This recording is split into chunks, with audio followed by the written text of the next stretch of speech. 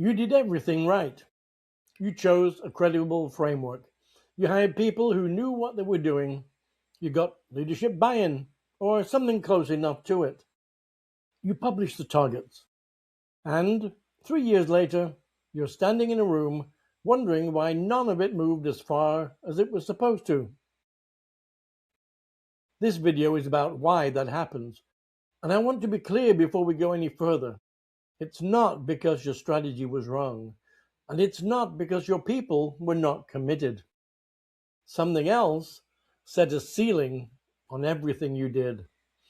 And until you locate it, every framework you adopt, every initiative you take, will hit the same wall. Last week we named that something. We called it the belief gap. The distance between what an organization says it believes and what its decisions reveal it actually believes.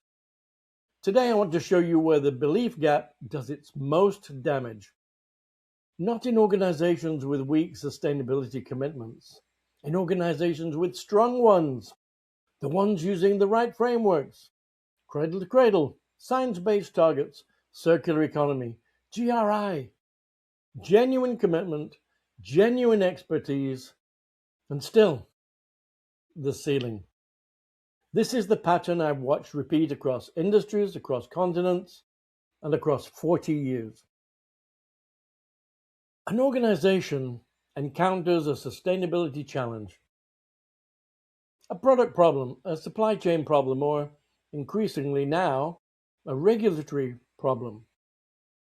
They bring in expertise, they adopt a credible framework, they announce a commitment. There is genuine enthusiasm, at least at the beginning, and then the work begins. And what you discover, if you're watching carefully, is that the framework starts to bend, not break, bend. The commitments become slightly less specific, the timelines get adjusted, the metrics shift towards what is easier to measure. The people involved are not cynics, they're not corrupt, they believe in what they're doing. But something beneath the surface is pulling the strategy back towards familiar ground. That pull is the operative belief system of the organization. Last week we called it theory in use. It's what the organization actually believes when money moves, when decisions get made under pressure, when the quarterly numbers come in and someone has to choose between the ESG commitment and the margin requirement. The framework is operating at the level of espoused theory. The belief gap is operating at the level of theory in use. And the gap between those two levels is what sets the ceiling. Now, I want to be very clear about something because this can be misread. I am not saying the frameworks are wrong. I'm saying almost the opposite. The cradle-to-cradle design framework is one of the most intellectually rigorous tools I've ever worked with. I spent 17 years working alongside William McDonough on Dr. Michael Braun, and I watched it produce genuinely extraordinary results in the hands of organizations whose operative beliefs were already aligned with what the framework required. Science-based targets work. The circular economy model works. GRI has forced a level of disclosure that would have been unimaginable 30 years ago. The frameworks are not the problem. The problem is that we've spent 30 years asking, which framework should we use?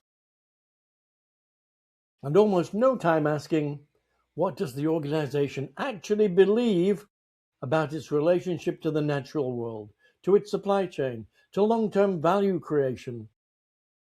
And is that belief capable of sustaining what this framework requires?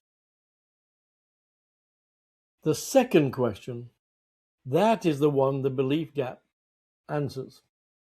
And it's the question that has to come first.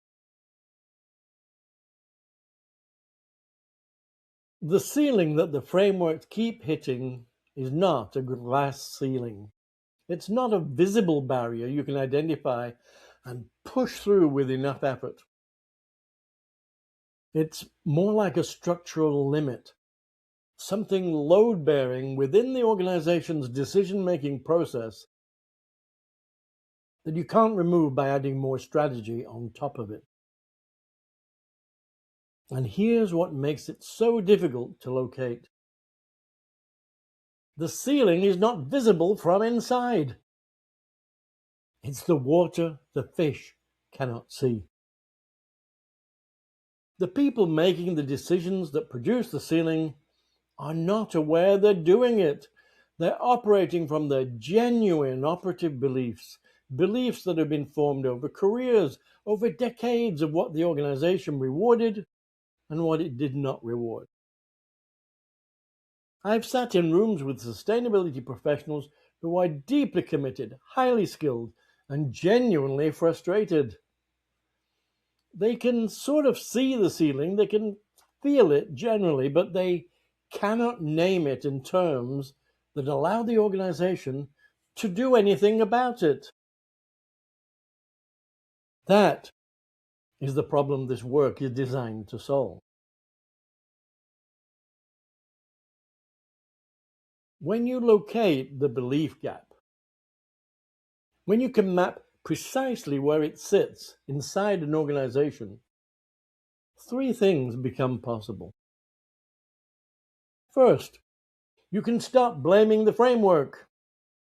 The framework is almost certainly doing what it was designed to do.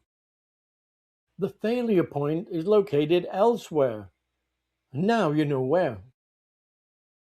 Second, you can identify the specific leverage points, the decision moments where the gap shows up most visibly, and therefore where targeted work can produce the most significant shift. And third, you can have a different kind of conversation with leadership.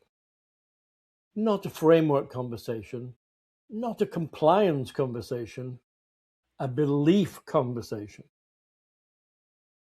And in my experience, that is the conversation that actually moves organizations. Every framework you've ever used, every commitment you have ever made, every strategy you have ever deployed, all of it was subject to the ceiling that was set by the belief layer underneath it. The ceiling is locatable, it's mappable, and when you know where it is, you know what needs to change. Not in your strategy, but in the very beliefs that are setting the limit on what your strategy can produce. Now, over the next several weeks, I'm going to show you exactly how that mapping works through real cases, real diagnostics, and real organizations. If you really want to understand where your own ceiling sits before we get there, the link in the description will take you to the Belief Gap self-assessment. It takes about 15 minutes. It will give you a first general read on where your belief architecture is aligned with your stated commitments and where it is not. I am Ken Alston, and this is the work.